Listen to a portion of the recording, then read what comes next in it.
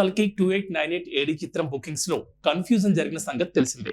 Book my షోలో ప్రభాస్ కల్కి tickets book చేసేందుకు సెట్ చేసిన చాలా మందికి హీరో రాజశేఖర్ కల్కి చిత్రం చూపించింది. దీంతో కన్ఫ్యూజన్ లో చాలా మంది ఆ చిత్రానికి బుకింగ్ చేసేసుకున్నారు.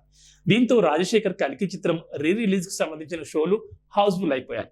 తాజాగా దీనిపై హీరో రాజశేఖర్ ఫన్నీగా రియాక్ట్ అయ్యారు. దీంతో తనకి సంబంధం లేదంటూ ట్వీట్ చేశారు.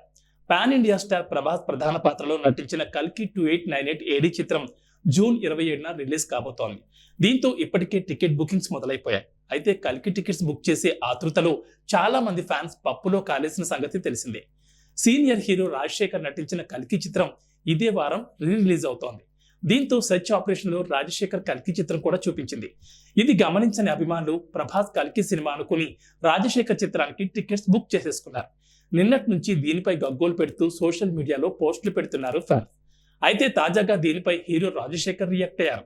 కూకట్పల్లిలోని భ్రమరాంబ థియేటర్లో రాజశేఖర్ కల్కి సినిమా 6 షోస్ హౌస్ఫుల్ అయిపోయాయి.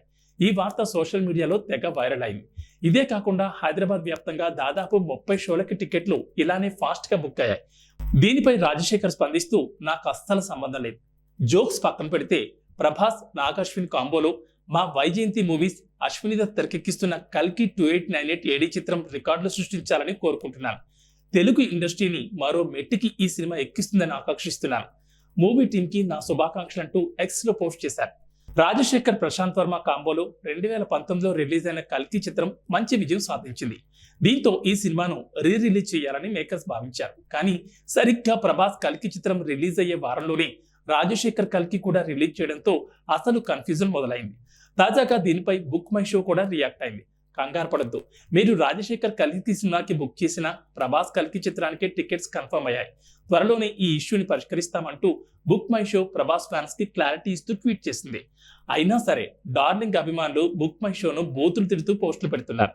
ప్రభాస్ ప్రధాన పాత్రలో నాగ్ అశ్విన్ తెరకెక్కించిన ఈ చిత్రంలో అమితాబ్ బచ్చన్, కమల్ హాసన్ వంటి దిగ్గజ నటులు కీలక పాత్రలు పోషిస్తున్నారు. ఇక దీపికా పదుకొనె, దిశా పటాని వంటి ముద్దుగుమ్మలు కూడా ఈ సినిమాలో నటించారు.